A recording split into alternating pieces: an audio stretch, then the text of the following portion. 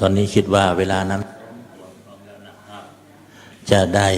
ขออนุญาตเรียนเชิญท่านจิรชัยมูลทองสมาชิกวุฒิสภาได้ให้เกียรติเป็นประธานจุดเทียนธูปเพื่อบูชาพระรัตนตรัยขออนุญาตเรียนเชิญครับท่าน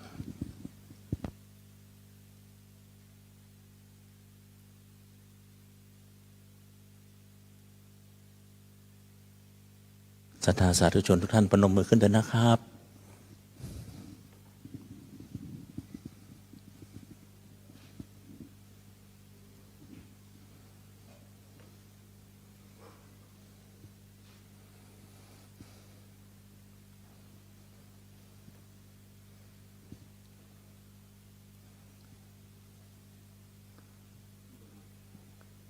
ข้างบนนะครับ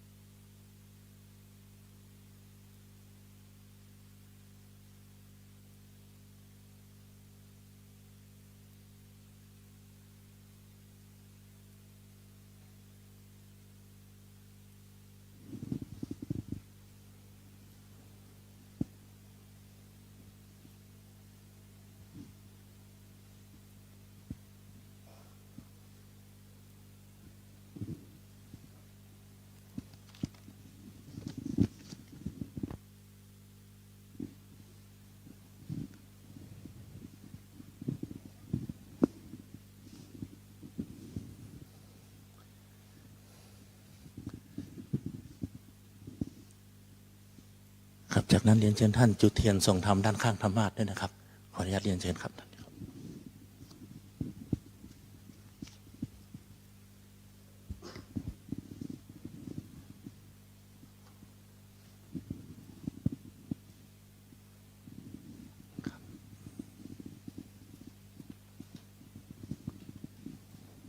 รียนเชิญท่านกลับนั่งเก้าอี้รับรองเดิมนะครับ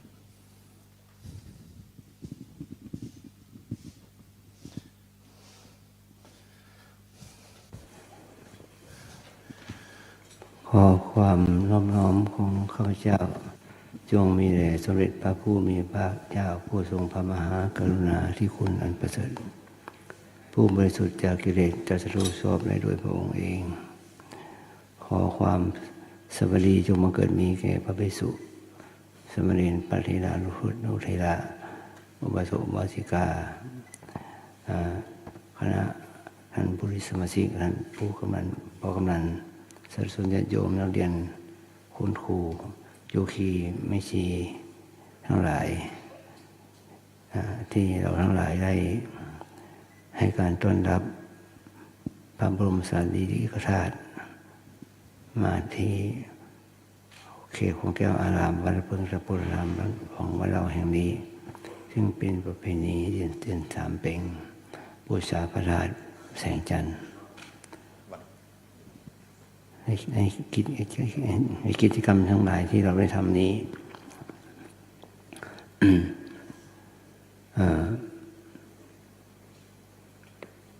กับผมและธรรมภาพ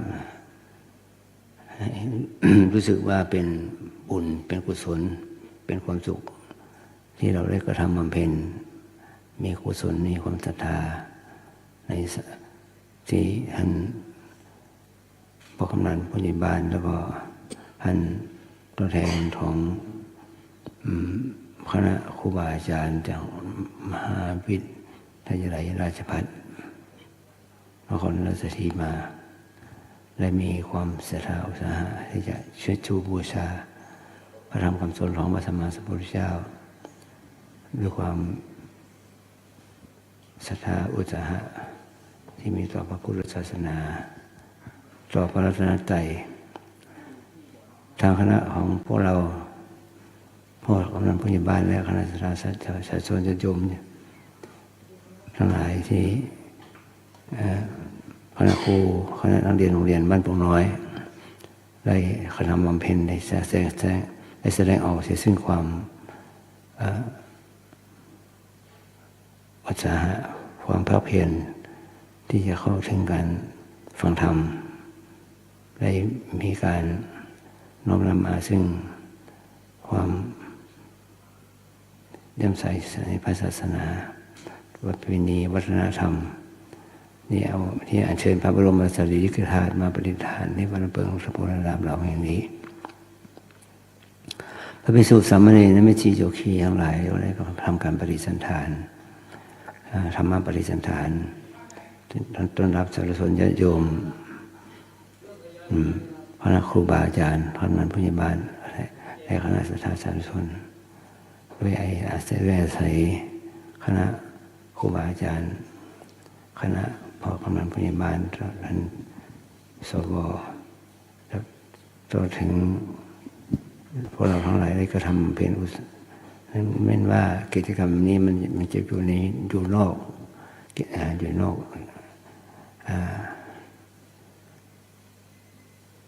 จกรรมของโครงการแต่เรามามองเห็นว่า มองเห็นว่ามันเป็นกิจที่จบเหมาะให้เวลาไม่ให้มีเวลาทำความดีให้พระอสงฆ์เราได้ทำเพราะว่ากิจกรรมนี้เราได้ทำอยู่แล้วในนี่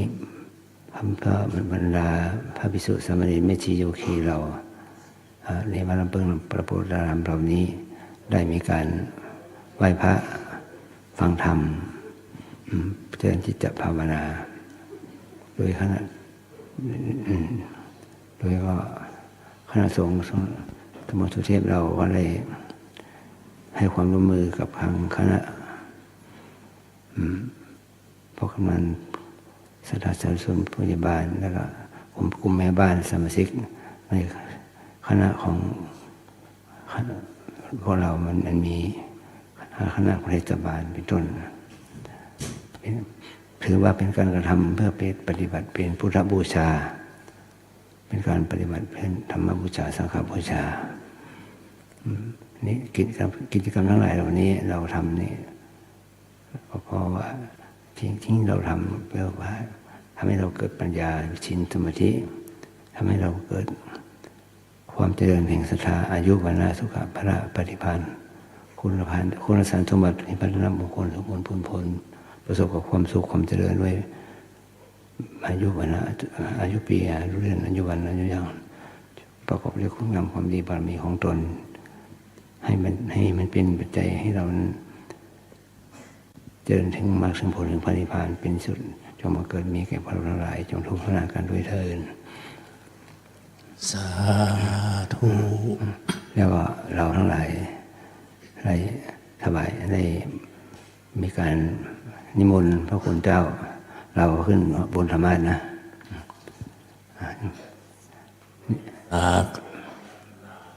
ท่านอาจารย์พระมหาอภิชัยกิติยาโน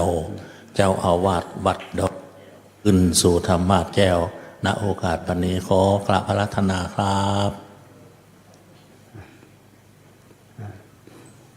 เอาไว้พระอาจารย์ให้ไหว้พระก่อนนะครับเชิญท่านกราบพระพร้อมกัน3 ครั้งครับ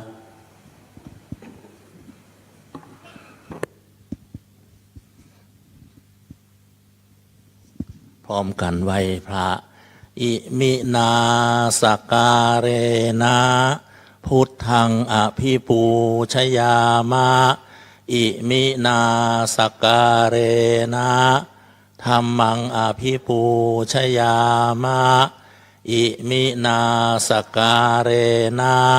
สังฆังอภิปูชยามะอะระหังสัมมาสัมพุทโธภควา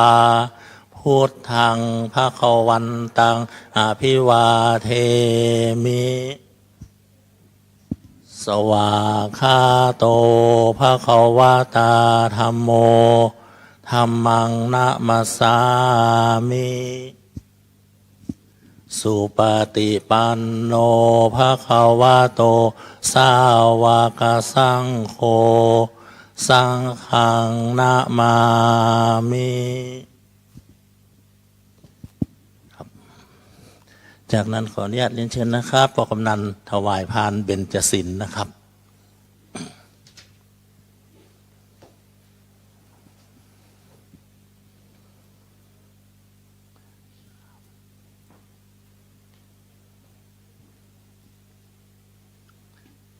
เชิญพ่อกำนันกับนั่งเก้าอี้รับรองเดิมนะครับ ตัวแทนนักเรียนเยาวชนพงน้อยนะครับเนาะอาราธนาศีลห้าท่านใดครับจะได้ส่งไมค์ให้ท่านใดครับนี่มีก่อนตัวแทนมีก็ครับอ๋อผมมีก็เอาไปอย่างอันเดียวลุงเองเนาะครับเนาะพร้อมกันอาราธนาศีลนะครับมะยังพันเตวิสุงรักขณทายะติสรเนนะสหปัญจศีลานิยาจามะทุติยัมปิมะยังพันเตวิสุงรักขณทายะ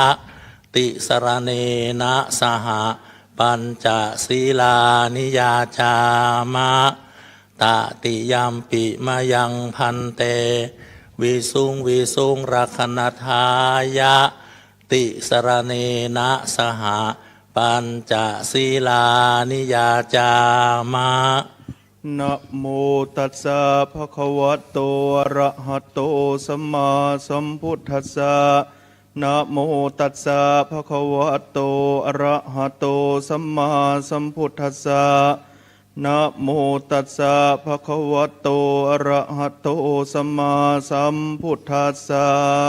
นะโมตัสสะภะคะวะโตอะระหะโตสัมมาสัมพุทธัสสะนะโมตัสสะภะคะวะโตอะระหะโตสัมมาสัมพุทธัสสะนะโมตัสสะภะคะวะโตอะระหะโตสัมมาสัมพุทธัสสะพุทธังสรณังคัจฉามิพุทธังสรณังคัจฉามิ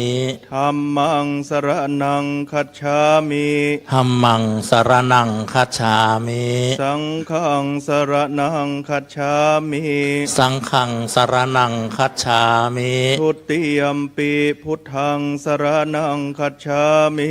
ทุติยัมปิพุทธังสรณังคัจฉามิทุติยัมปิธัมมังสรณังคัจฉามิทุติยัมปิธัมมังสรณังคัจฉามิทุติยัมปิสังฆังสรณังคัจฉามิทุติยัมปิสังฆังสรณังคัจฉามิตติยัมปิพุทธังสรณังคัจฉามิตติยัมปิพุทธังสรณังคัจฉามิตติยัมปิธัมมังสรณังคัจฉามิตติยัมปิธัมมังสรณังคัจฉามิตติยัมปิสังฆังสรณังคัจฉามิตติยัมปิสังฆังสรณังคัจฉามิติสรณะคัมมนังนิธิตา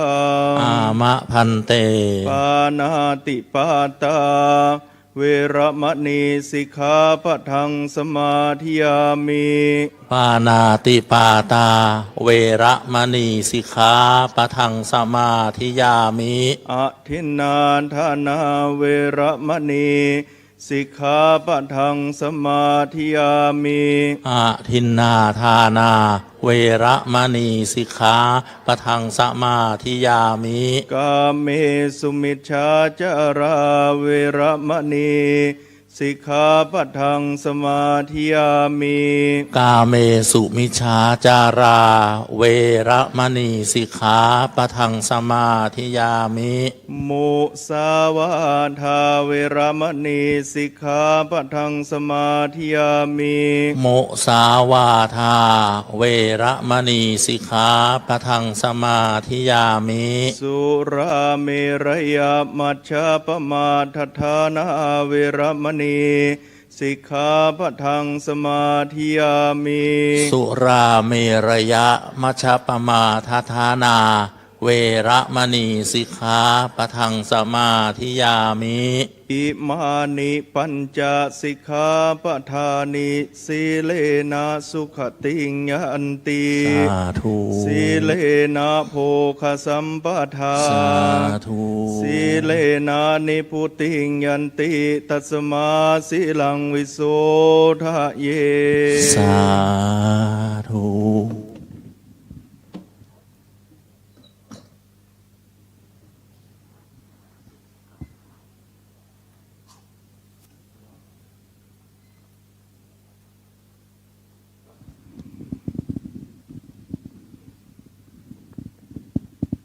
พรหมาจะโลกาธิปติสหัมปติกัดอัญชลีอันทิวรังอายาจทาสันติทะสัตตาปปรชักขชาติกาเทเสตุธรรมังอนุกรรมปิมังปะชังอาราธนังกะโรมา นะโมตัสสะภะคะวะโตอะระหะโตสัมมาสัมพุทธัสสะอาหังอันว่าข้านำมามีก็ขาบไว้พุทธคุณนังธรรมคุณนังสังฆคุณนังตนมีคุณเป็นอันมากและนากีฬาดังเฮาลูมานีศรัทธาอันว่าสัพพัญโยพระพุทธเจ้าตนเป็นปิ่นเก้าติโลกาใดทาลาดพญาสัพพัญโยตัญญาณโพดสงสารโลกไตเขาได้เจยบันสู่นิลาปันเวียงแก้วเป็นติแล้วกเสมใจเมินนานไกลแต่ก่อนน้ำบอมพรลายวัดสาได้เกิดมาเป็นพญาเวสสันตราชเจ้าก็ยังได้เฮอมาหาตานานมากนักหนาแล้วหนีออกไปบวชเป็นฤาษีอยู่ในป่าไม้หิมมัมปานในได้สาลาตานลูกเต่าและนางนอนเนาเตวีที่นั่นแผ่นดินนั้นนาสังขยาว่าได้240,000 โยชนะกันนาก็ไว้วันไปมากวนนั่งหัวใส่ยองเส้นคนลูกก็มีแลกันว่าเจ้าจุติตายจากเมืองโคนก็ได้เอาตนเมื่อเกิดจันฟ้าเลิศตุสิตาตีนอนเทวบุญเทวันดาอินตาพรหมทั้งหลายนั่งอยู่เหมือนโลกจักรวาลก็มาผสมจุมนุมมันมีเต้ามหาพรหมเป็นเก้าเป็นประธานก็ปากันไปสู่เสตุวิมานภาษาแห่งมหาปุริสาเจ้าแล้วก็ปากันไว้โนบคบยอมก็กล่าวกำลาธนาดังนี้สัมปติสังวิทาปารมิโยเสสตโตทันนานทันเนนาตโนสัมปุติปาปุณิสติมหาสัพปุริสาเจ้าตนมีเปียนั้นมากส่วนนาตานาปารมีธรรม30 ตานก็ได้ปั้มเป่งแล้ว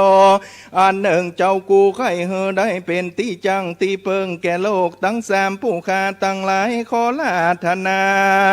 ลงมาเมื่อเกิดโลกไตสงสารได้ปกเป่าคานบอกเล่าสัตว์โลกาหนุ่มเทาเดาจัลาคือว่ามหาอมตะเนลปานขอเจ้ากูจงลงเมื่อเกิดเมืองโคนตีนานมหาสัมปุริสาการพิจารกรรมตั้งหาอันหนึ่งจุมปูทวีปก็มีฝนหลังตกลงอาหารบ้านเมืองน้อยใหญ่หากเต็มไปด้วยคนและแม่ไก่ล่าเติงกันอันหนึ่งก็เล็งดูยังข้ากูลพ่อแม่แห่งโตนั้นจักลงมาเกิดเมื่อนานจักบัวละมวนดีพาก่อไปโดยสมาธิที่พาการหนึ่งอายุคนตั้งหลายหากยืนยาวตั้ง100 ปีถึง100,000 ปีดังอ่านพ พระพุทธเจ้าก็บ่เกิดแลก็โดยเหตุใดอันจาผู้มีพญาเปิงรู้ดังนี้ในเมื่อคนมีอายุมันยืนยาวมากนักหนา เป็นดังอันแก้วมาดังอันปาปกรรมแห่งคนตั้งหลายก็แน่นหนาแม้นว่ารู้สัจธรรมตั้งสี่แจ้งนักที่สงสารเขาก็มาสะโลดสังเวชใจเต้าว่ามัวอยู่ในกามกิเลสตัณหาเหตุว่าจะลาพญาธิมรณะบ่พากฏแก่คนตั้งหลายแม้นพระพุทธเจ้าจักสำแดงยังอริยสัจธรรมตั้งสี่ดังอันก็บ่เข้าใจได้ยังสงสัยอันใดว่าเป็นอนิจจังอันใดจะเป็นทุกขังอันใดจะเป็นอนัตตาดังนี้เหตุว่าอายุเขายืนยาวบ่หูแก่เท่ารู้จะลาทุกขังบ่พากฏแก่เขาสักเตื้อเพื่อนั้นแลเหตุดังอันพระพุทธเจ้าจักลงมาเกิดจริงเล็งดูอาการต่างๆก็เล็งดูยังแม่แห่งตนว่าการลงมาปฏิสนกำเนิดมาได้10 เดือนบัวละมวนแล้วกันว่าเขาพาสูตรมาได้7 วันผู้เป็นแม่แห่งตนก็จักตายไปดังอันนั้นแลพระพุทธเจ้าได้โลโดยอาการแม่ตนดังนี้แล้วก็เถิงสภาวะแห่งคนต่างอะไรดังนี้เหตุว่ายังอ่อนจริงจักลงมาเกิดเป็นพระสัมมาสัมพุทธเจ้ากันว่าพิจารณาได้รู้ยังอาการต่างๆดังนี้แล้วจริงหับกรรมปฏิญญาณแห่งเทพไทยตั้งหลายก็มีแลตินอนเทพไทยตั้งหลายจริงโหเจ้าก็รับกรรมลาธนาแล้วก็ปาการอำลาขึ้นสู่ยังที่อยู่ภายมันก็มีแลตีนี้มหาสัจเจ้าจักจุติจากจันฟ้าลงมาเกิดโลกลาเมืองโคนเอาปฏิสนกำเนิดในต้องนางผู้ประเสริฐสิริมหามายา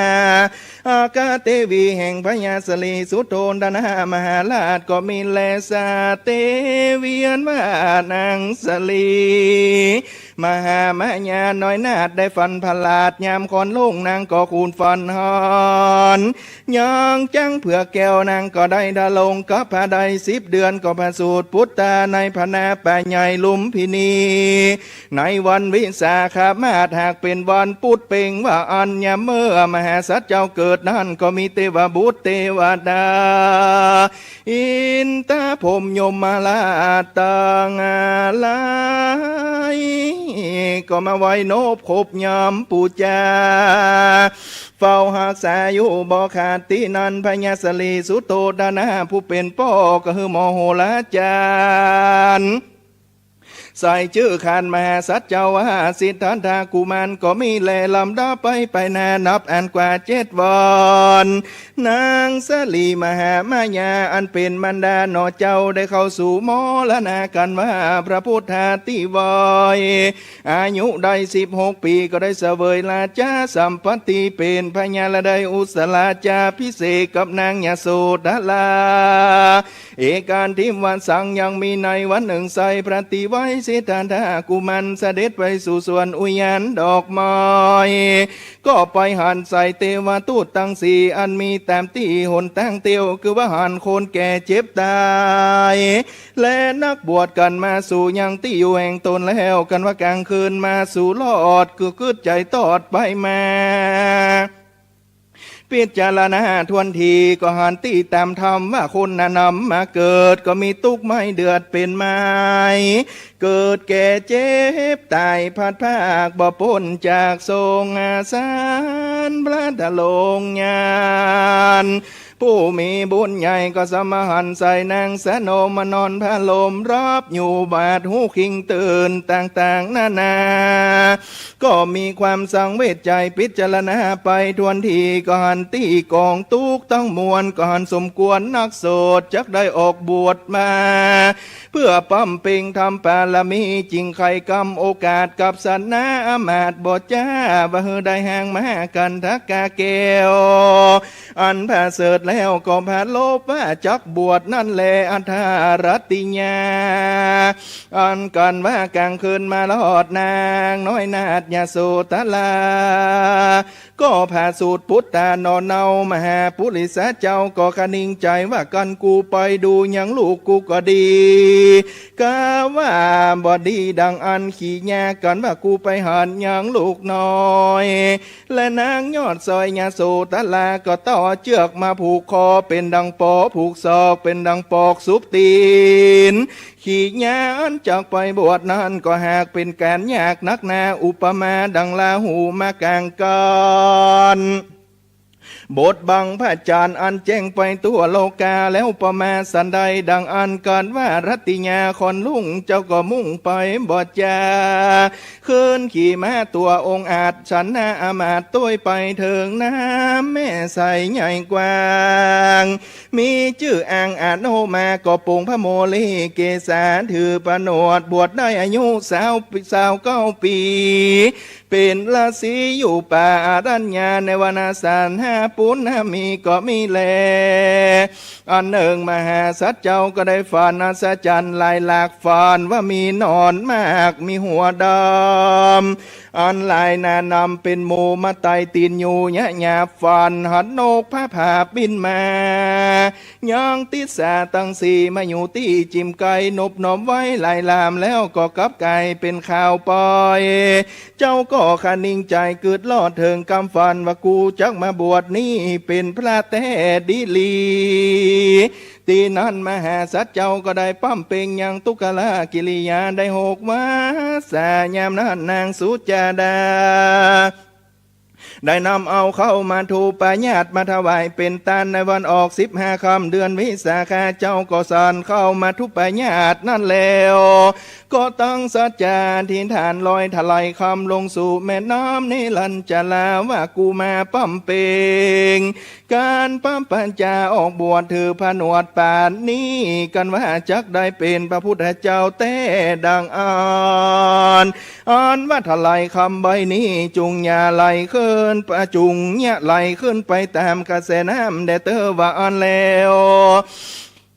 ถ้าไหลคำใบนั้นก็ลอยลงไปในแม่น้ำนิรันจลาอันถ้าไหลคำนั้นมาก็มีไหลทวนน้ำขึ้นไปจะใจอันท่าในกาลยามนั้นเรามหาสัจเจ้าก็หากได้หูว่าตนกูจักได้เป็นพระพุทธเจ้าแต่ดังอ่า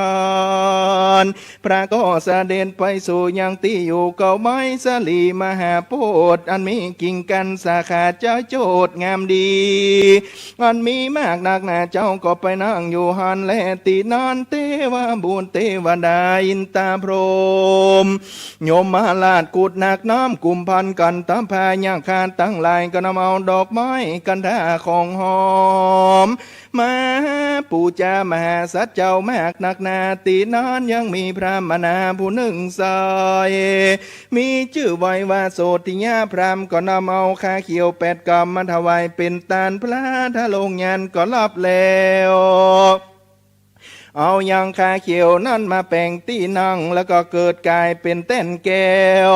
สูงว่าได้8 ศอกออกมาฮับมหาสัจเจ้าก็มีแลตีนานมหาสัจเจ้าก็ให้นาไปโหนวันออกเจ้าก็พิจารณาเถิงป้า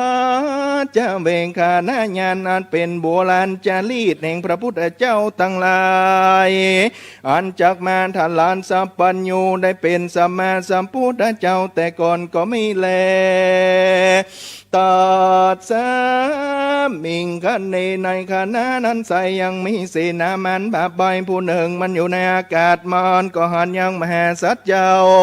อันได้ออกมาบวชมันก็ไม่โคดเครื่องขีก็ใครวัดตีต่อว่าดูแลสิทธากุมารเจ้าท่านอยากได้ปล่อยบวชเตอกันว่ายังอยู่แถม7 วันไปแน่เจ้าก็จักได้เป็นเจ้าฟ้าจักรวรรดิราชแล้วแหละนะ เมื่อนั้นมหาสัจเจ้าก็บ่รับกรรมมันหันอย่างนั้นก็ดีเสิงอันได้บวชอยู่มีหลายสิ่งนาส่วนพญามารผู้ใจแบบนั้นมันก็ตามตัวมหาสัจเจ้าไปอยู่ใจจอยเมื่อมหาสัจเจ้าการทำเปลี่ยนได้โหกวัดศาสนามารก็มาอยู่เฝ้าเมื่อนั้นมันก็เบื่อหน่ายใกล้นักหนามันก็หนีขึ้นสู่ยังที่อยู่ของมันกันว่าพญามารหนีไปบ่นั้นเต่าใดมันก็มีใจลำเพิงถึงมหาสัจเจ้าว่าสิทธัตถะกุมารนี้ไปบวชว่าได้เป็นพระพุทธเจ้าวันนั้นกูก็ไปตามนั้นได้6 วันศาสนามันก็กล่าวว่าดูแลสิทธัตถะอันว่าแต่นแก้วอันนี้ก็หากว่าบ่ใจเป็นของดีวิเศษแต่อันใดท่านจุงหนีไปไว้จ้าหนีต่อหน้าเร็วปานท่านบอกควรล่วงอำนาจแห่งตนกูได้และนาอันว่าแต่นแก้วอันนี้ก็หากเป็นของพญาเจ้ากูตนเดียวท่านอย่ามานั่งอยู่เตอตินั้นมหาสัจเจ้าก็บ่ปากบ่จาก็เต้าว่านั่งอยู่ปกติก็มีแลตีนอนพญามารผู้ใจแบบใบยินโคตรไม่โกธามันก็สัญญาเป่าร้องสนันก้องดินดานเสนามารมวลหมู่เข้ามาสู่จุมนุมกันอาวุธไผ่มันเครื่องคาอย่าได้จ้าเมื่อนานเสนามารนั้นนับโกรธนักลายโสดลายลำเนี่ยยามจะจืดอันควรผืดสะพึ่งกลัวพญามารนั่นนาก็มีเสนามากกว่าตามหลังเป็นขบวนยาวได้12 โยชนะก็มีแลอันมาขนาบคังก็ได้12 โยชนะก็ได้รับความเดือดร้อนมากนักหนาเต่าว่าล้อมมาสัตว์เจ้าตนเดียวอันจักมาโพดใดพญามารทั้งหลายเหล่านั้นก็มีแลสัมเพญาคากุมพันผู้ตามันเตนตันทาในกาลยามนั้นเสนามันทั้งหลายมวลหมู่ก็ประกาศเนละมีเธอมีรูปร่างอันผังหลายกวนเปิงกลัวมากนักหนามีมือถือหอกดาบปืนหน้าไม้ปืนไฟและกงธนูปากันโห่ร้องสนั่นก้องดินดันจุมหมู่มันมากเต่าก็แวดล้อมมหาสัจเจ้าเพื่อจากการทำลายมีประการต่างๆนานว่าสัตราวุธต่างหลายบาดจะกำกายถูกต้องมหาสัจเจ้าได้และนามาลาติปันติตินันพญามันตนหยาบจ้าก็ขึ้นขี่จ้างกาตัวใหญ่อันมีชื่อไว้ว่าติรันตุเมฆลาอันสูงได้640 โยชนะมันก็ยืนอยู่เหนือคอจ้างตัวพญามันสูงได้3 ปั้นวาแล้วเนลมิตรมีมือได้ปันมือถืออาวุธเครื่องคาพร้อมจุอันเข้ามาสู่ยังที่อยู่มหาสัจเจ้าเพื่อจักการทำลายก็มีแลตังโปปันดามาลานาสนามันโตอุปลิอันตังมาลามุนเทียนว่าเครื่องอาวุธต่างหลายอันพญามารหากปุ่งซัดเข้ามาไม่จะคือถูกพระพุทธเจ้าดังนั้นซ้ำกับกายเป็นดอกไม้ปูจายังสันธาสัมปัญโยพระพุทธเจ้าเสียงจุอันส่วนว่าพญามารทั้งหลายพร้อมทั้งเสนาในหลายหลากอันใหญ่หยาดล้อมอยู่ก็ได้เล็งหันพระพุทธเจ้าอันนั่งอยู่กลางดอกบัวมีกงจักล้อมรอบแล้วอุปมาดังละจันสีตัวองค์อาจอันนับได้เข่งขามเสนามารตีนอนพระพุทธเจ้าก็คานิ่งใจว่าดังนี้พี่ว่ากูบวชแล้วได้เป็นพระพุทธเจ้าสันนีก็โดยปาละมีแต่ก่อนปังหลังกูบ่ได้ขาดเสียยังปาละมี30 ตาดเมื่อก่อนนั้นยังเป็นพญาเวสสันตลาดเจ้าก็ได้ฮือมหาตานอันใหญ่คือว่าได้ฮือลูกเมียเป็นตานได้ปกเป่าเตือนเทวบุญเทวดาอินตาพรหมมานุโมตนาญาติน้ำไม่ตานวันนั้นแต่ดิลีบัดนี้จุงมาเป็นสักขีพิญญาณ แก่ผู้ขาเตอว่าอันแต่นแก้วนี้ก็บ่ได้มาผ่าแป้มผโจรยังผู้กะลามผู้ใดผู้หนึ่งก็บ่มีแลแต่นแก้วนานี้หากเกิดมาโดยบุญสมปานแห่งเฮาแต่ดีลีในเมื่อพระพุทธเจ้าล่ำเปิงดูสัตว์นั้นส่วนอันว่าแผ่นดินก็พาโกฏเป็นประดุจดังมีวิญญาณบ่ปอนนานเนิ่นจาก็มีนางหนุ่มเนาผู้หนึ่งมีรูปอันงามมากนักนาก็หากว่าบุบุญออกจากแผ่นดินมานางผู้นั้นก็กล่าวว่าดังนี้ดูลาเจ้าตนมีบุญสมปานมากนักนาอ่อนว่าน้ำหยาดอันเจ้าได้เฮอตันวัตถุได้ก็ดีย่อมจักตกลงมาถูกหัวผู้ฆ่าตุกเมื่อแลพี่ว่าเจ้าใครหูดังอันข้าจักสำแดงเฮอหูและหันดังนี้แล้วนางทอลนีก็สะปัดบีดยังมวยผมแห่งตนตะทาในกาลยามนอนอัศจรรย์ก็เกิดมีมากนักนาคือว่าตีปลายผมนางนั้นก็มีน้ำไหลออกมามากนักนาเป็นดังแม่น้ำกงกากางใหญ่มีหินก้อนใจสามันเต้าปูดอยมากิ่งตามน้ำขจัดปัดหมู่มันทั้งหลายเฮอได้เต้าล้มกลมไงตายไปเสียงแลส่วนว่าจ้างพญามันตัวนอนก็ตายงาซับดินอ่อนอยู่ตีนอนพญามารผู้ใจบาปก็สันสถาบกลัวตายรีบพันภายมาไกลแล้วก็มานบน้อมไว้พระพุทธเจ้ามันกล่าวว่านะโมเตปุริสายะนะโมปุริสุตตมังเตวะกันสมิงนันติเตปุติปุกะเลวุตสันธาตุวังมัลลามพิมภูมณีตุวังอนุสยโสตินาติเรสติเจนติโพธิสันโตปัสสญาติดังนี้ข้าแต่เจ้ากูผู้มีสมปานมากนักหนาเจ้าก็ได้ทาลัดรู้เป็นครูแก่โลกสงสารโป้นกิเลสมันอันหยาบจ้าต้องมวลมีต้นว่ากิเลสมันขันธมานสังขารมันเทวาพุทธมันเทวดามันมัจจุราชมันสัพพมันต้องมวลเจ้าก็พาไปแล้วดีลีแล้วเจ้าก็ได้ข้ามหลวงพ้นแม่น้ำอันใหญ่มีต้นว่ากามโลกโอกาติทีโอกาคาวิชาโอกาสตั้งหลายเสียงจูอ่านแล้วพญามันตั้งหลายพร้อมตั้งปาลิวันเสนามาตก็ปากันไว้โนบคบยอมพระองค์คำเจ้าแล้วเจ้าก็จะขึ้นยังนาสู่ที่อยู่ภายมันก็มีแลตอนสมิงคันในขณะนั้นเล่ากันว่าพญามันแบบเศร้าหนีไปแล้วลังสีโยอันว่ารัศมีแห่งพระพุทธเจ้าก็ลุ่งเรืองงามมากนักนาเป็นดังกงจักมีวันหน้าแดงงามไปตัวโลกใต้เมืองโคนหลอดไปบนจันทร์ฟ้าลอดขอบฟ้าจักรวาลขอให้จุติก็มีแลตีนอนเทวบุญเทวันดาอินตาพรหมตั้งหลายก็ปกเป่าเตือนกันมวลหมู่เข้ามาสู่พระสัทธาเอาของมาปูจามีตนว่าจอตุงดอกไม้ของหอมน้ำมันตีบน้อมมาสักการะปูจามหาสัจเจ้าแล้วกล่าวพร้อมกันว่าใจญามังกลาใจโยมาลังห่างโหติพุทเทกายังสวรรค์สติใจโยบัดนี้มหาสัพพุริสัจเจ้าก็ได้พาไปแล้วยังหมู่มันสัพมันตั้งมวลหมู่ก็ป้ายกันพระพุทธเจ้าก็ไม่แลตีนอนเต้ามหาพรหมก็ถือยังสาดมากันพระพุทธเจ้าอินตาเทวดาทั้งหลายก็ปากันเป่าหอยสังและดิดปินปูจาคุณพระพุทธเจ้าก็มีแลมบ่เต้าแต่นอ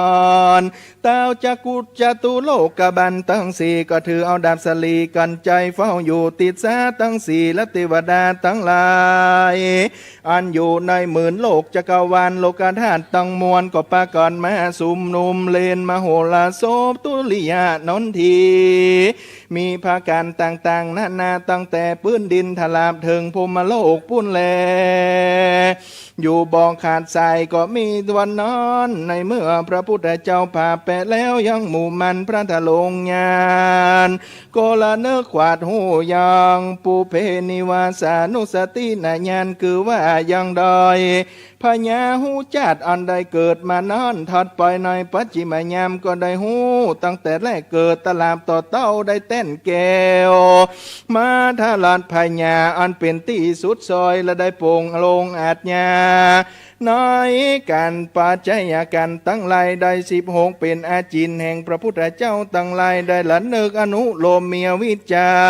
จะละมาลานาและได้ล่ำเปิงหันยังปฏิจจาสมุทัยญาณแล้วก็เข้าสู่สมาปฏิสุขมากกว่า100 โกฏนั่นแหละก็ได้นั่งอยู่มั่นกุงดีแล้วลุกจากที่นั่งไปยืนอยู่ที่หนึ่งเจ้าก็เล็งดูยังเต้นแก้ว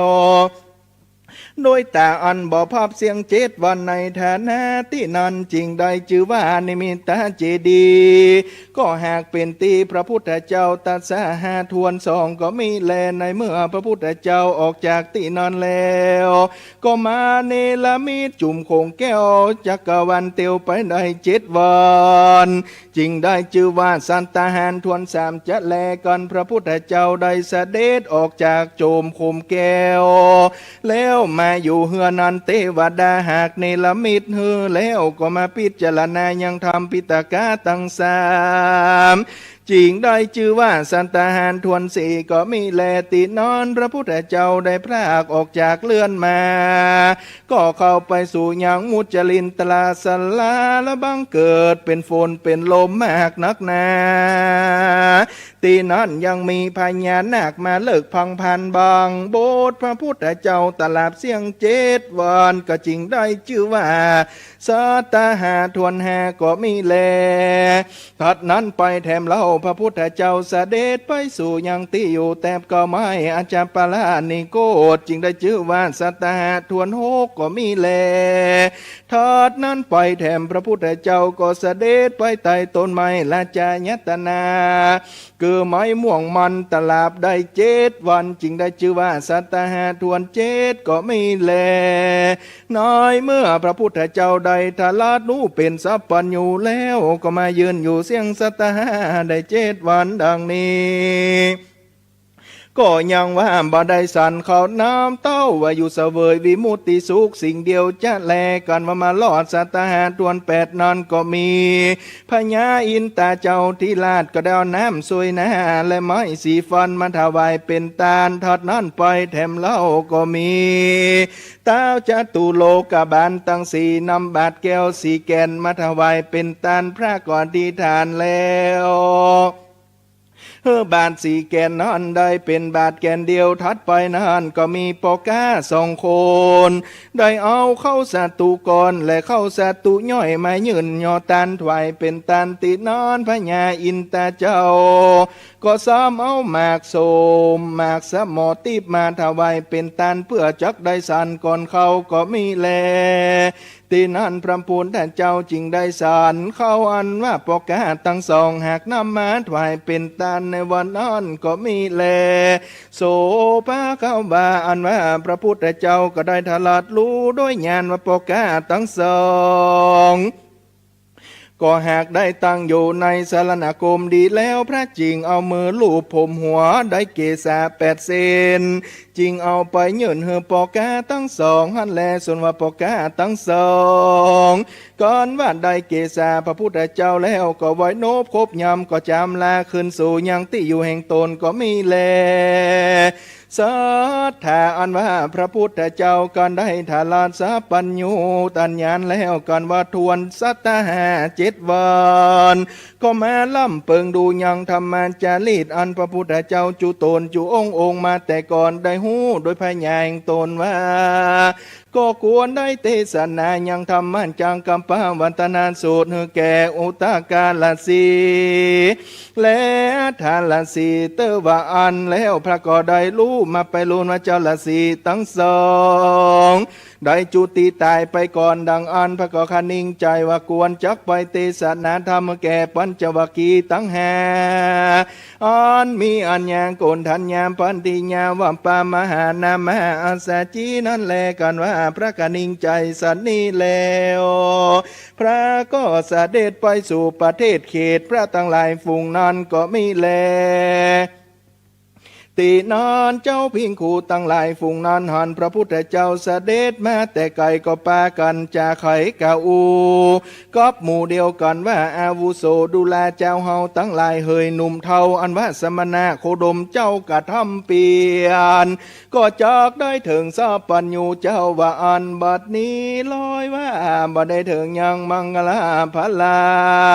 อันใดอันหนึ่งสักอันเตื้อก็มีแลจนาเหตุนั้นเฮาตั้งหลายก็อย่าว่าปล่อยต้นฮับเดเตอเฮาตั้งหลายจักได้รู้เมื่อป้ายลุนบยาจัดและนาโสภาคำบานว่าพระพุทธเจ้ายัดตัวกหากได้หูจุเยี่ยงกำจาอันพระตั้งหลายกล่าวขี้ยาแก่กันสนันแล้วก่อนว่าเตียวมาไปลอดที่นั่นก็หันยังเจ้าพิงกูตั้งหลายอันว่าเขาเจ้าตั้งหลายฝูงนั้นก็ปาก่อนไว้โนบคบยำก็แจกำกล่าวถอยว่าดูแลพระเป็นเจ้าอาวุโสเจ้าตนมีอายุพัตตังอันมักว่าสามป่าว่าอันหาตุกและพญาติบอดใดยังมีแก่เจ้าจะลือพระการหนึ่งวิริยังอันว่าความเปลี่ยนอันเจ้าใดปั้มเปิงมานานยังบัวละมวลแล้วสันใดอันจะสัทธานว่าสัพพัญโยพระพุทธเจ้าก็กล่าวว่าดูแลท่านเจ้าตั้งหลายอย่าได้กล่าวเซิงเฮาได้เตอบัดนี้เฮาตถาคตหากได้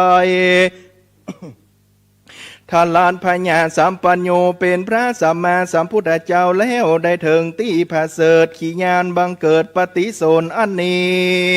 ก็ย้อนว่าเฮาได้ปั้มเป่งมานั้นมีพมานว่าได้สีอสงไขยไปเซนมหากาบก็มีแล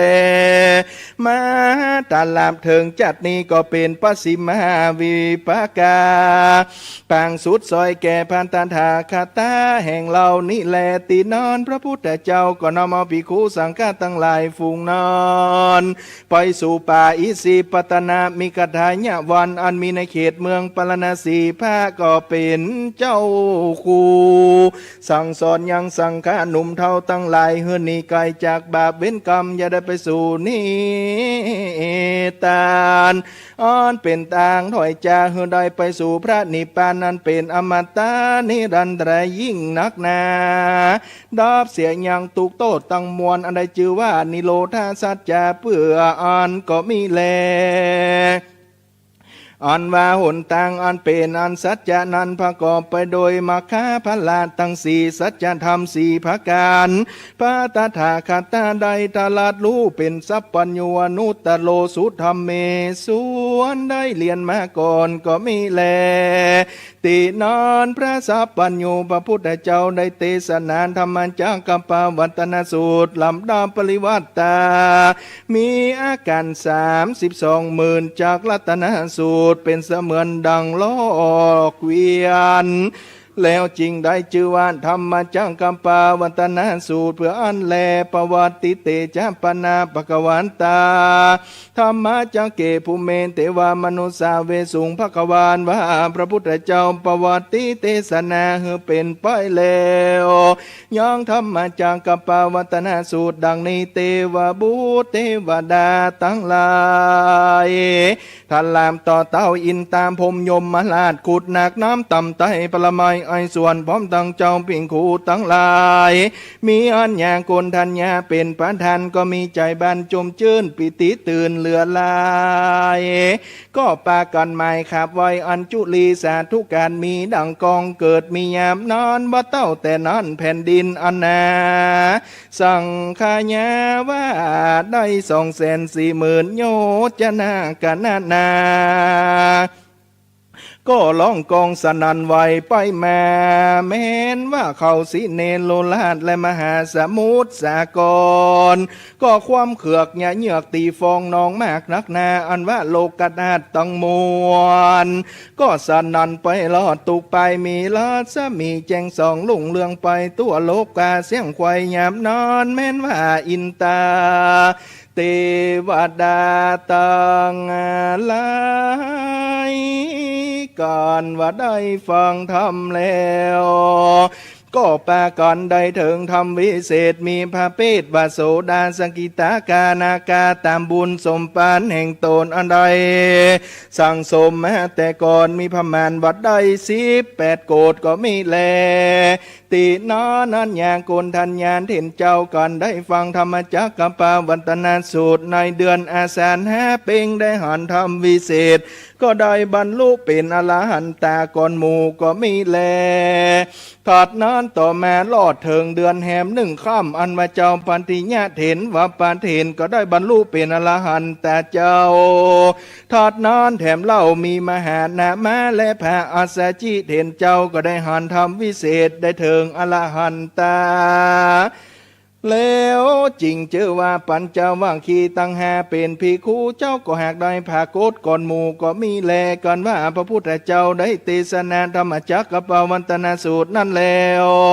ก็หากมาอยู่จำวัดสาในป่าอิสิปตนามฤคทายวันตลาบเสียงอายุฝน4 เดือนฤดูฝน4 เดือนแลก็จะลีกไปสั่งสอนพังการธรรมเมื่อแก่เจ้าโลกโลกาได้รู้ตัวการก็มีพระการดังกล่าวมานี้โสตุจนาสัมปุริสาตังอะไรได้ฟังธรรมเทศนาแห่งพระสัมมาสัมพุทธเจ้าแล้วกันนี้อันมีชื่อว่าปโสปฐมสมโพธิกันธาอันพระพุทธเจ้าโกตมะหากได้ปั้มเป่งมาเป็นที่สุดซอยตลาบใดทลัดพญาเป็นพญาสาปัญโยนตัญญาณตนพระเสริฐว่าโลกสงสารก็มีพระการดังนี้ตานตังอะไรได้ฟังแล้วจงจำไว้ในมโนตวนวิธีจิตนำไปพิจารณาได้การทำปั้มเป่งมาดังนี้แล้วปฏิบัติตามไปใจจักได้ถึงสุข3 ประการมีนิพพานเป็นติแล้วบ่อยากจะและนาแม้นว่าผู้ขลาผู้ใดมีใจใส่ศรัทธาได้สร้างได้แต้มได้เขียนโดยตนก็ดีได้แจ้งตานตั้งหลายผู้มีปัญญามาเขียนก็ดีได้นำมาฟังก็ดีได้ถวายเป็นตานไว้ไปหน้าก็ดีได้อุทิศส่วนบุญไปหาผู้ที่ตายไปหน้าก็ดีจักมีบรรณิสงฆ์มากนักหนาก่อนว่าตายจากโลกกว้างเมืองโคนก็จักเอาตนไปเกิดที่พระเสริฐเกษมศรีได้สวัสดีชื่นจอยบ่ตุกต่ำก้อยอันใดและนามวลศรัทธาผู้คานตั้งหลายอันนั่งอยู่ฟังธรรมของพระองค์คำพระพุทธเจ้าจุงเตียงเต้าที่ขาฝูงโลกาพญาตอย่ามาไกลถอยไล่จังลายตั้งมันภัยอุบาทอย่ามาปาดในตนสปะกังวลลายหลากจูงค่ายจากนี้ไกลสวัสดีเตียงเต้าจุหนุ่มเท่าใจยิงก็มีโดยพระการดังกล่าวมานี้และนาเนติตังขิญาสังวานาวิเศษจะห้องเหตุยังปฐมสัมโพธิกถาอันย่ออันแควบก็บังกลมสมเลศเสด็จอันธรรมยังสาธุกลังกโรมะเสสาธุสา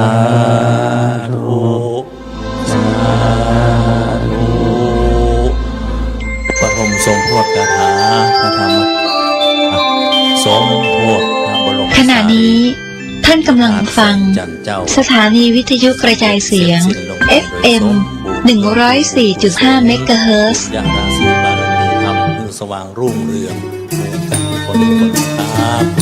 ลำดับต่อจากนี้ไปประเดชคุณชาวตำบลสุเทพจะได้เมตตาถวายอันเทศบูชาธรรมแด่องค์แสดงพระธรรมเทศนาไวสากับอาราธนาครับท่าน มหาพิชัยเป็นลูกศิษย์ของพระเดชพระคุณหลวงปู่เป็นโยฟัดด้วยดอนแก้วแต่เต้ทำได้ดีมากขออนุโมทนาบุญกับท่านด้วยคณะคุณครูคณะของพระกำนันและพันบริสมาชิกรวมถึงโยคีได้มาฟังธรรมบรมสมโพธิคาถาเรื่องเล่าว่าตั้งแต่พระองค์เป็นพระเวสสันดรในสวรรคตแล้วได้ไปเกิดในสวรรค์ชั้นดุสิตต่อมาท่านก็เทพเทวดาไปอินทร์พระพรหมเป็นก็ได้อัญเชิญพระองค์มาปฏิสนธิในเมืองมนุษย์นั้นปฐมกำเนิดพระองค์ได้ประสูติในพระคันของพระนางสิริมหามายาพระองค์ได้เป็นพระโอรสของพระเจ้าสุโธทนะเมื่อพระองค์ได้ประสูติแล้วพระองค์ก็ได้เป็นพระวาจาไปทางประสูติเป็นพระวาจาอภิสวาจาว่าอาโคหัสมิโลกัสสะเราเป็นผู้เลิศในโลกเชโทหามิสนิโลกัสสะเราเป็นผู้ประเสริฐที่สุดเชโทหามิสนิโลกัสสะเราเป็นผู้ประเจริญที่สุดการเกิดมาครั้งนี้เป็นการเกิดครั้งสุดท้ายของเราอันนี้ในพระชาติที่พระองค์ได้ประสูติรับเป็นวาจาเนี่ยมันมีสามพระชาติพระชาติที่เป็นมโหสถนะพระชาติที่เป็นพระเวสสันดรเนี่ยแต่พระชาติที่เป็นเจ้าชายศรีสัตถะเนี่ยในวันนี้นะที่พระองค์ได้ประสูตินี้มีสหชาติที่มาประสูติที่เกิดร่วมกับพระองค์พี่พระนางพิมพาเทวีพระอนุนเทระบุตรพุทธอุปถากกาลุราชิอมาตย์นายชนะผู้ที่ตามวันอบบวชมากนกะที่เป็นพระราชพานะประจำพระองค์จนสีมหาโพธิ์สถานที่ตรัสรู้และคุมทรัพย์ทั้งสี่ได้ปรากฏเป็นสมบัติถึงพระองค์พระโพธิสัตว์เราพยากรณ์เป็นอาชิตะดาบทเนี่ยที่กระเทวินดาบทนั้นได้มาคารวะพระองค์ในวันที่5เด็กก็ได้พูดพยากรณ์ว่าถ้าของเพศคฤหัสถ์พระราชกุมารจะได้เป็นพระเจ้าจักรพรรดิถ้าเสด็จออกบวชจะได้เป็นพระพุทธเจ้าในวันที่7ในวันที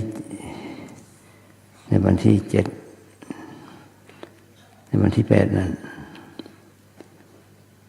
พราหมณ์ทั้ง8คนก็ได้พยากรณ์แต่โกณฑัญญพราหมณ์นั้นได้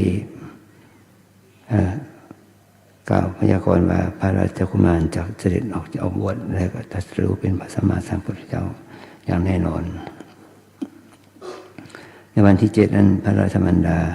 พระองค์ก็สิ้นพระชนม์แล้วพระเจ้าจุลนะก็ได้นางพระจาวดีเป็นมเหสีที่วันนั้นได้มีพระอรุณธิดาว่าเป็น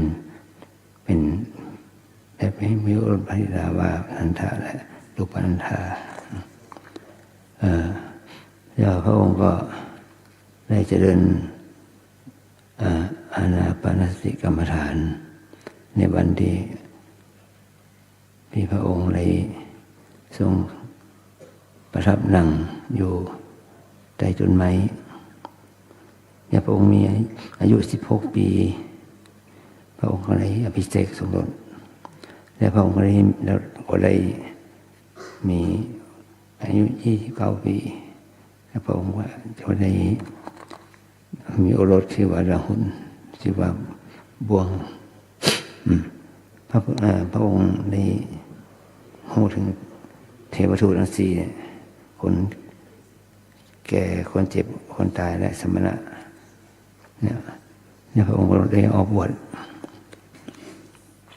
เนี่ยมันมาชาออกมาบวชเรียกหาพิธีเจริญทุกธรรมที่ว่าทุกขละกิริยาแล้วพระองค์ก็ได้แสดงธรรมนี้ชื่อว่า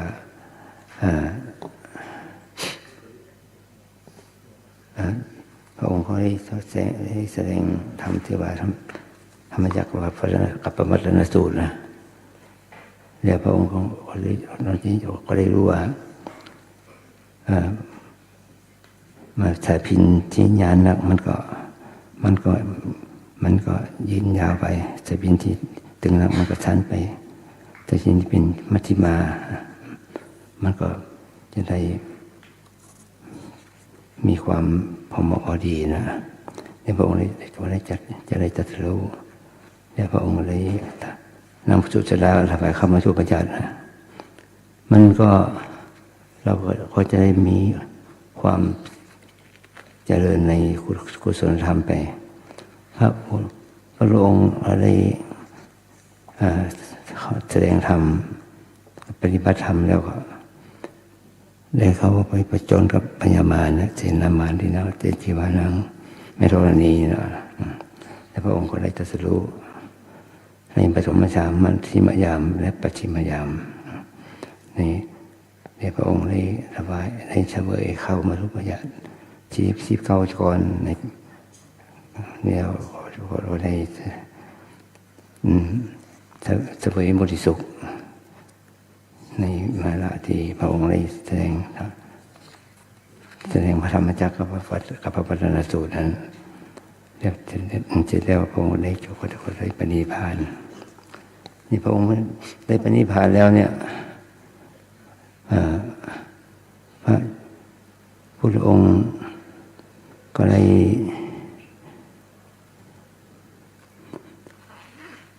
พระองค์ก็ได้มีความที่ว่าอัปปมาเทนะสัมปเทระความขอท่านทั้งหลายจงความเมตตาให้ถึงพร้อมนะแล้วการนิพพานเนี่ยพระองค์พระเจสดีที่ขาดของพระองค์ก็เอาไปอยู่เมืองต่างๆถึง7 เมืองนี่พระเจ้าจัตุ เจ้าสักยะเจ้าอิทธิฤทธีทูวิยะทูริยะเมืองกันอนาปกาเจ้าโกริยะขึ้นมาละแล้วก็พราหมณ์ชื่อว่าเมธาธิปกามันก็มีการมีพระธาตุนี่เจริญออกไปพระธาตุนี่ก็มีลักษณะที่มีความ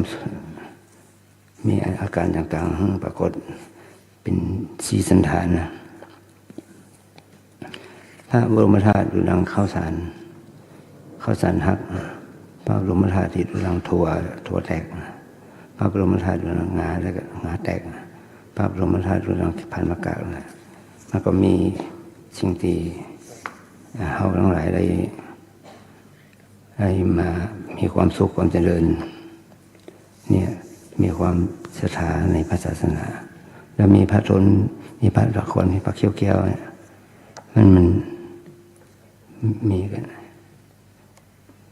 แล้วก็พระองค์เขาเรียกพระคุณอันนั้นเขาเรียกอันนั้นพระบรมธาตุนิพพานพระกิตตินิพพานแล้วขันธนิพพานแล้วพระธาตุนิพพานนี่มันเป็นสิ่งที่เขาได้มีความศรัทธาในพระศาสนาแต่นี้เขาได้มีความเลื่อมใสศรัทธาในพระศาสนาเรา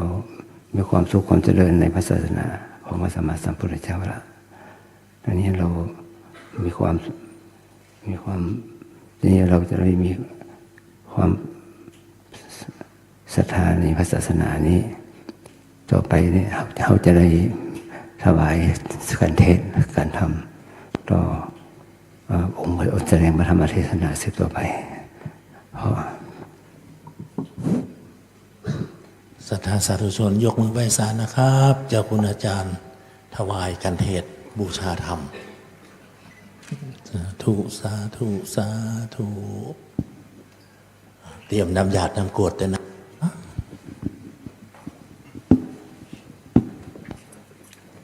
ตั้งใจครับปอนเด้อ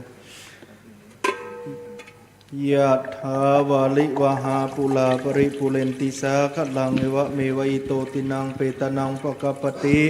อิจิตังปฏิตังตุมหังกิปะเมวะสมิจจตุสเพปุเรนตุสังกปาจันโทปนรสโสยถามณิโชติละโสยถาทิคากะละวันนี้ก็หากเป็นวันดีดิเทียนวิเศษเหตุว่าเดือน3ออก14ค่ำก็ได้มาจับจอดหลอดถึงตึงสมณะสัทธาและมุลาสัทธาบุคาตั้งหลายตั้งสองคณะคณะในตั้งภายในและภายนอกภายในไม่มีหลวงพ่อท่านเจ้าคุณพระภาวนาธรรมาภิรัตน์เป็นเก้าพร้อมทั้ง10โสมโยมเจ้าภิกษุสามเณรจุตนจุองค์พร้อมทั้งนักบวชแม่ชีโยคีโหนแห่งห้องภายนอกไม่มีท่านสวจิระชัยพร้อมทั้ง10แซวเจ้าบ้านหนวันหนใต้หนเหนือวันตกวันออกบุคคลคนก็ได้สนงคงควายตกแต่งแปลงพร้อมน้อมนำมายังมาทูปูพาราจาดวงดอกข้าวตอกดอกไม้วัตถุตยตานปูจายังธรรมปฐมสมโพธิกถาในทีคากะละบัดนี้บุญกุศลราศีภายฝากตลอดเพลิงยังประเกิดไม่กายปุยไม่หม่อนสัมปันตวงสารจุติตายจากโลกนี้ไปแล้วก็ดีเจ็ดขกุลเป็นเก้าเจ็ดขกุลเป็นแดนแสนเจ็ดขกุลเป็นขนาดตลาดต่อเต้ายังเจ้ากรรมในเวรเจ้าเกณฑ์เจ้าตา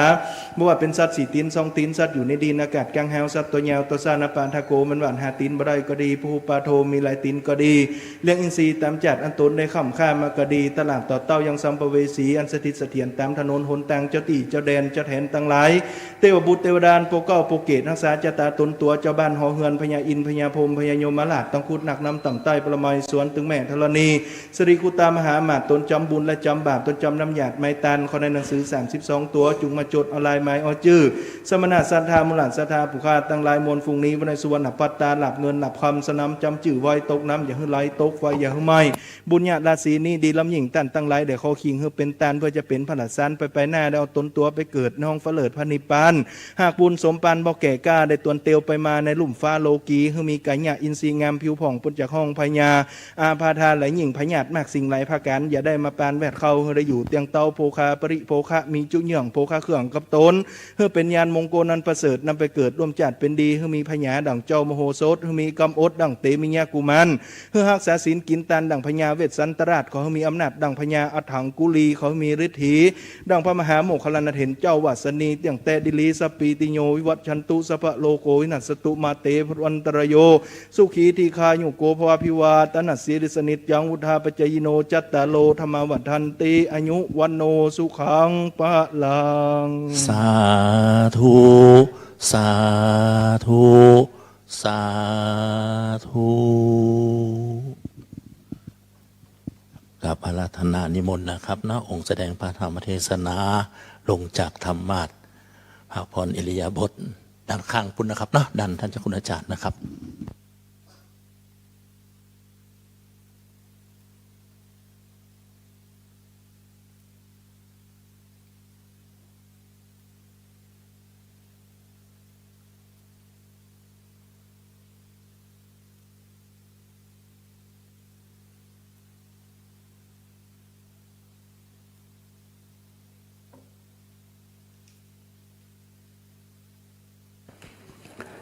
ท่านสบท่านจะมีโอกาสได้พูดจากับคณะญาติโยมคณะเด็กนักเรียนได้ไหมกล่าวธรรมการพระอาจารย์เจ้าวาดวัดลำเปิงนะครับพระเทดานุเทระทุกรูปนะครับของผมศิรชัยมุนทองโรยอดีตปลัดสำนักนายกรัฐมนตรีนะครับขณะนี้เป็นสมาชิกวุฒิสภาสภาสวเราจะมีโครงการสมาชิกวุฒิสภาพบประชาชนในแต่ละภาคทั่วประเทศ ผมเองอยู่ในคณะกรรมการโครงการสมาชิกวุฒิสภาพบประชาชนภาคเหนือตอนบน8จังหวัดนี้นะครับได้มีโอกาสมาวันนี้ก็เพราะได้มีการประสานงานจากท่านกำนันสุรเชษฐ์นะครับที่ดูความตั้งใจของท่านกำนันนะครับในการทำภารกิจต่างๆเพื่อสังคมและวันนี้ก็ได้มาเห็นน้องๆเยาวชนนะครับมาร่วมกันตั้งแต่เช้าแล้วนะครับก็รู้สึกชื่นชมยินดีด้วยนะครับที่ทางครูบาอาจารย์ได้พาเด็กๆเข้ามาที่วัดนะครับซึมซับภารกิจของศาสนานะครับในโอกาสต่อไปเนี่ยก็คงจะได้มีโอกาสจะหาโอกาสมาบ่อยๆนะครับรวมถึงไปเยี่ยมที่โรงเรียนด้วยนะครับก็คิดว่าเยาวชนรุ่นใหม่เป็นเรื่องสำคัญที่ท่านจะต้องมาสืบสานและต่อยอดเรื่องเหล่านี้นะครับก็ขอกราบนมัสการที่จริงแล้วหัวหน้าคณะสวพบประชาชนภาคเหนือตอนบนนะครับเป็นลูกศิษย์พระอาจารย์อยู่ก็คือพลเอกสกลสัจจานิชนะครับเห็นบอกว่าท่านเคยมาปฏิบัติธรรมที่นี่อยู่สม่ำเสมอนะครับวันนี้ติดภารกิจประชุมที่สภาก็เลยไม่ได้มาด้วยนะครับผมก็นำเรียนให้ท่านทราบนะครับโอเคครับนมัสการครับนะครับ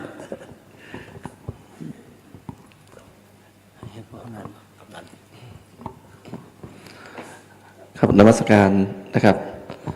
หลวงพ่อนะครับท่านพระครูพนาวิรัตน์นะครับท่านเจ้าคณะอำเภอเมืองเชียงใหม่พระสงฆ์นะครับทุกรูปนะครับท่านจิรชัยมุนทองด้วยนะครับท่านอดีตป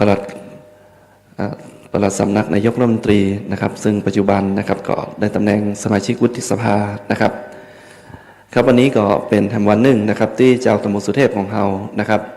ได้มีการอัญเชิญพระบรมสารีริกธาตุนะครับจากศิลปากรนะครับซึ่งก็ได้อัญเชิญมานะครับโดยความเมตตาจากหลวงพ่อท่านเจ้าคุณนะครับในการที่จะสมโภชนะครับทำพิธีที่วัดลำเปิงในวันนี้นะครับ1 คืนนะครับซึ่งวันพรุ่งนี้นะครับเราก็จะนำพระบรมสารีริกธาตุนะครับที่อยู่ตรงหน้านี้นะครับไปปฏิสถานนะครับหรือว่าไปสมโภชแห่งที่1นะครับก็คือวัดแสงจันทร์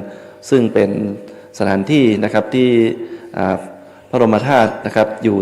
เคยอยู่ที่นี่นะครับเหมือนว่าเราได้พาเปิ้ลนะครับปิกไปบ้านเก่านะครับซึ่งก็ได้รับความเมตตาจากทางคณะสงฆ์ตำบลสุเทพในการทำงานในครั้งนี้เป็นอย่างดีนะครับ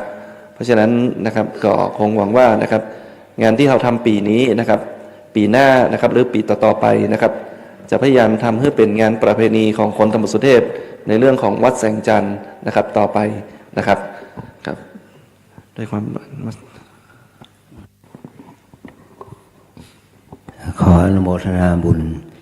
กับท่านสบท่านพ่อกำนันท่านผู้ใหญ่บ้านท่าน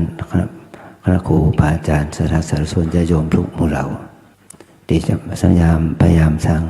ประเพณีสามเพ็งพระธาตุแสงจันทร์โดยที่การดำเนินการในคราวนี้โดยคณะหน่วยราชการแล้วก็เจ้าหน้าที่ของเทศบาลเป็นผู้ทำก็ทำให้เกิดความศรัทธาประสาทะมันเกิดขึ้นในพวกเราทั้งหลายสืบต่อไปเราทั้งหลายก็คำนี้เราคณะพระภิกษุเมจิโยคีแล้วก็จะได้ทำการสมโภชไว้พระสวดบุญฟังธรรมต่ออีกวาระหนึ่งร่วมทั้งกันเวียนเทียนคืนนี้โดยวันพรุ่งนี้เขาก็มาสวดมนต์ทำวัดเจ้าภาวนาการสวดเจ้าแล้วมีการตักบาตรมีการฟังเทศน์ฟังธรรมตอนพักสายแล้วตอนบ่ายก็มีการไหว้พระฟังธรรมมีระดับพระบายวันนี้จนไปครับ4 โมงครึ่งถึงจะทำพิธีอัญเชิญพระราชไปวัดพระธาตุแสงจันทร์ ในในในคณะของพระสงฆ์เมจิโยคีเรา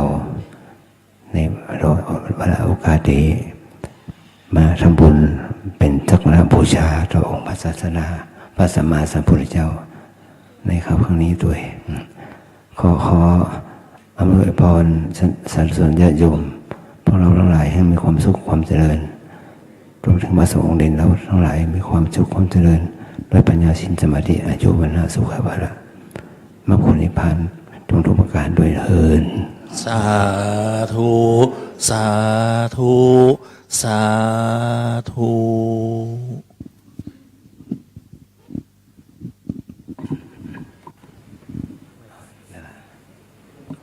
เชิญไปพระพร้อมกันนะครับ อะระหังสัมมาสัมพุทโธภะคะวาพุทธังภะคะวันตังอะภิวาเทมิสวาคาโตภะคะวะตาธัมโมธัมมังนามัสสามิสุปฏิปันโนภะคะวะโตสาวกสังโฆสังฆมามิ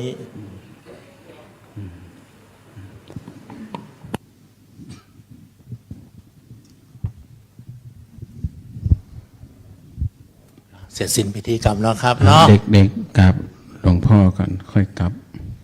หันหน้าไปทางหลวงพ่ออัญชลีพร้อมกัน นักเรียนกราบหลวงพ่อครับ อัญชลีออกเสียงได้อัญชลีวันทาอาภิวาทอัญชลีวันทาอาภิวาทอัญชลีวันทาอาภิวาท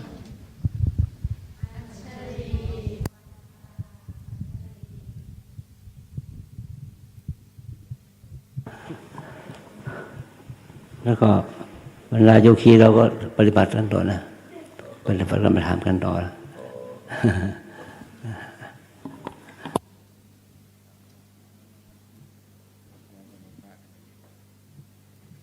ครับได้ละลูกนะครับเนาะสำหรับโยคีก็ปฏิบัติบูชาต่อได้เลยนะครับนะดังที่ท่านอาจารย์บอกนะครับ ตามอัธยาศัยเลยนะครับเนาะแต่ภาคตอนเย็นตอนทำวัดเย็นก็เขาก็จะมาชุมนุมกิจกรรมนึงนะครับเพื่อร่วมกิจกรรมพุทธบูชาธรรมบูชาสังฆบูชา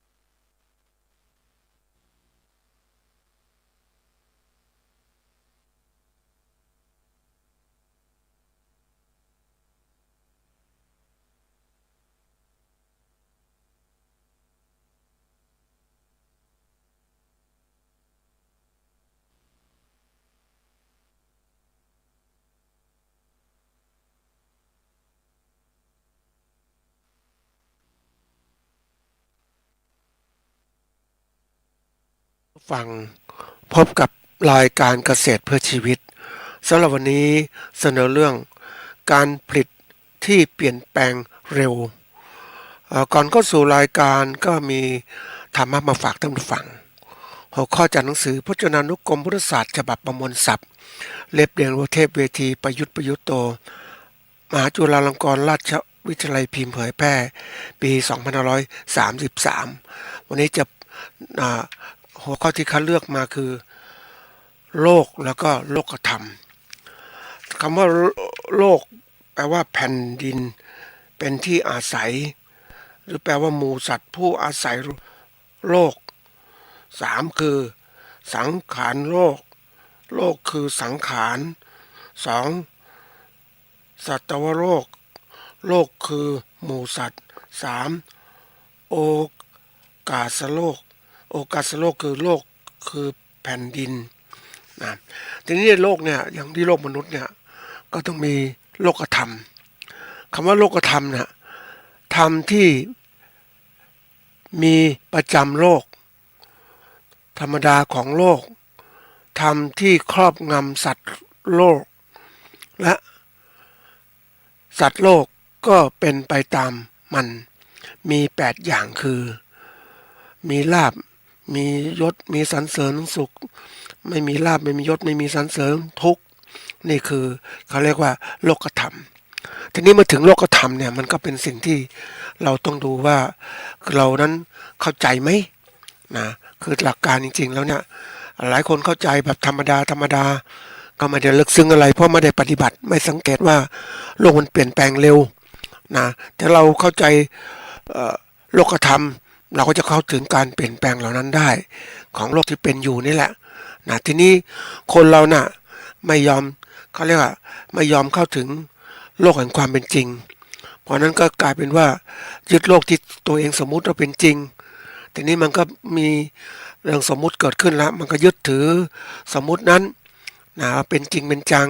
มีลาภมียศมีสรรเสริญสุขก็คิดว่านี่คือสิ่งที่จะยึดถือได้แต่เมื่อวันหนึ่งมันเกิดว่าเสริมลาภนะไม่มียศไม่มีสรรเสริญมีแต่ทุกข์ก็เรียกว่าทุรนทุรายเพราะว่าอะไรก็คือทุกข์ทรมานทุกข์ทรมานเกิดขึ้นตรงนี้เพราะอะไรก็เพราะเรานั้นไม่ยอมปรับตัวเสียแต่แรกไปยึดสิ่งที่มันจับตัวตนไม่ได้มันก็เลยกลายเป็นสิ่งที่สร้างปัญหาให้เกิดขึ้นเพราะฉะนั้นตามความเป็นจริงแล้วเนี่ยเราจะก็เรียกว่าเราต้องเข้าถึงเข้าใจและเข้าถึงและปฏิบัติให้รู้ซึ้งถึงความเป็นจริงของมันเราจะไม่ยึดถือว่ามันจะเป็นนู่นเป็นนี่เพราะมันจริงมันก็เสื่อมไปอย่างนั้นแหละนะเราจะยึดให้มั่นคงไม่ได้ทำนองเดียวกันตรงนี้ก็เชื่อมโยงกับความเป็นจริงของชีวิตของเรานี่แหละการประกอบการใดๆเนี่ยนะการประกอบการเสร็จใดๆเนี่ยเราจะยึดถือว่ามันต้องเป็นอย่างนี้นะเป็นอย่างนั้นนะมันเป็นไปไม่ได้หรอกมันต้องเปลี่ยนแปลงไปตามโลกทีนี้ถ้าเราเข้าใจโลกที่เป็นจริงโลกมันเปลี่ยนแปลงเร็วแล้วเนี่ยเราจะทำยังไงก็ต้องปรับตัวเร็วนะรู้แล้วก็ปรับตัวให้เร็วที่สุดเพื่อจะรองรับการเปลี่ยนแปลงเหล่านั้นนะถ้าเราทำไม่ได้มันก็เป็นคนที่ล้าสมัยและอย่างอยู่บนโลกเหล่านี้ไม่ได้นะอยู่บนโลกนี้ได้ก็แน่นอนแล้วก็อยู่ตามที่เราอยู่ได้คือตามป่าตามเขาตามที่เราไม่อยากข้องแวะกับโลกนี้